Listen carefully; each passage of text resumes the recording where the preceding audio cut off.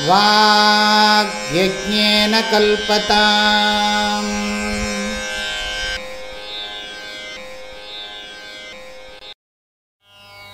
ओम ब्रह्मानुचिन्तनम्। अहमेव परं ब्रह्म वासुदेवाख्यमव्ययम् इति स्यान्निश्चितो मुक्तः बद्ध एवान्यथा भवेत्। अहमेव परं ब्रह्म निश्चितं चित्तचिन्त्यताम्।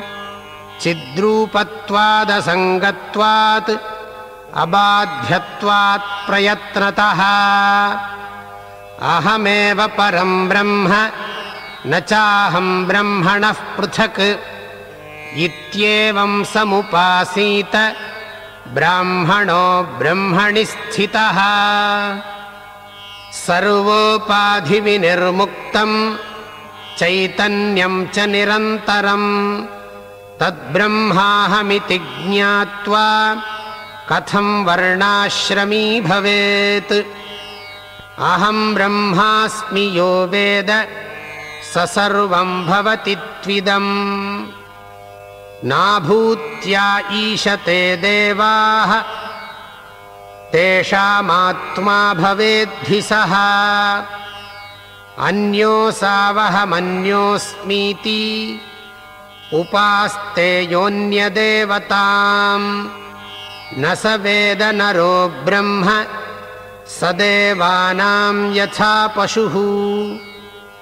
अहमात्मा न चान्योऽस्मि ब्रह्मैवाहं न शोकभाक्। सच्चिदानन्दरूपोऽहं नित्यमुक्तस्वभाववान्। आत्मानं सततं ब्रह्म सम्भाव्य विहरन्ति ये।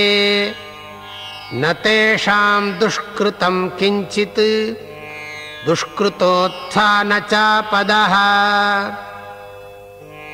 आत्मानं सततं ब्रह्म सम्भाव्य विहरेत् सुखम्। क्षणं ब्रह्माहमस्मीति यः कुर्यादात्मचिन्तनम् तन्महापातकं हन्ति तमः सूर्योदयो यथा। अज्ञानाद् ब्रह्मणो जातम् आकाशं बुद्बुदोपमम्। आकाशाद्वायुरुत्पन्नः वायोस्तेजस्ततः पयः। अद्भ्यश्च पृथिवी जाता ततो व्रीहियवादिकम्। पृथिव्यप्सु पयो वह्नौ वह्निर्वायौ नभस्यसौ। नभोऽप्यव्याकृते तच्च शुद्धे शुद्धोऽस्म्यहं हरिः। अहं विष्णुरहं विष्णुः अहं विष्णुरहं हरिः। कर्तृभोक्त्रादिकं सर्वं तदविद्योत्थमेव च। अच्युतोऽहमनन्तोऽहं गोविन्दोऽहमहं हरिः। आनन्दोऽहमशेषोऽहम् अजोऽहममृतोऽस्म्यहम्। नित्योऽहं निर्विकल्पोऽहं निराकारोऽहमव्ययः। सच्चिदानन्दरूपोऽहं पञ्चकोशातिगोऽस्म्यहम्। अकर्ताहमभोक्ताहम् असङ्गः परमेश्वरः। सदा मत्सन्निधानेन चेष्टते सर्वमिन्द्रियम्। आदिमध्यान्तमुक्तोऽहं न बद्धोऽहं कदाचन। स्वभावनिर्मलः शुद्धः स एवाहं न संशयः। ब्रह्मैवाहं न संसारी मुक्तोऽहमिति भावयेत्।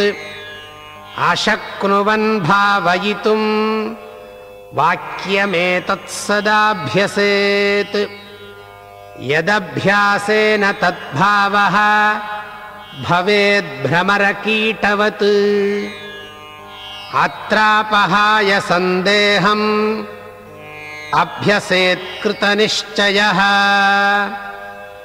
ध्यानयोगेन मासैकात् ब्रह्महत्यां व्यपोहति संवत्सरं सदाभ्यासात् सिद्ध्यष्टकमवाप्नुयात् यावज्जीवं सदाभ्यासात् जीवन्मुक्तो भवेद्यतिः नाहं देहो न च प्राणः नेन्द्रियाणि तथैव च न मनोऽहं न बुद्धिश्च नैव चित्तमहङ्कृतिः नाहं पृथ्वी न सलिलं न च वह्निस्तथानिलः न चाकाशो न शब्दश्च न च स्पर्शस्तथा रसः नाहं गन्धो न रूपं च न मायाहं न संसृतिः सदा साक्षिस्वरूपत्वात्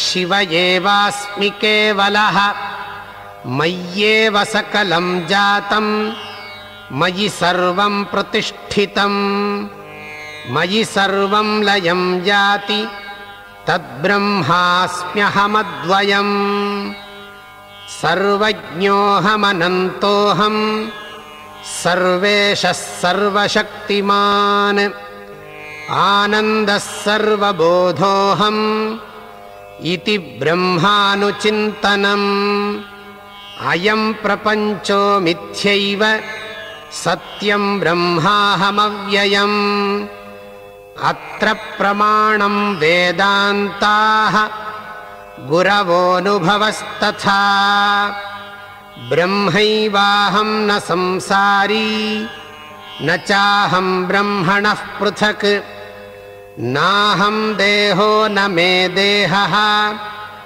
केवलोऽहं सनातनः एवमेवाद्वितीयं वै ब्रह्मणो नेह किञ्चन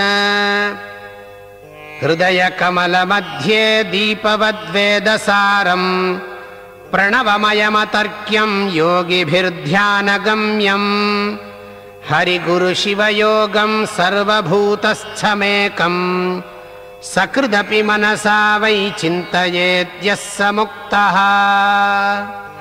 ॐ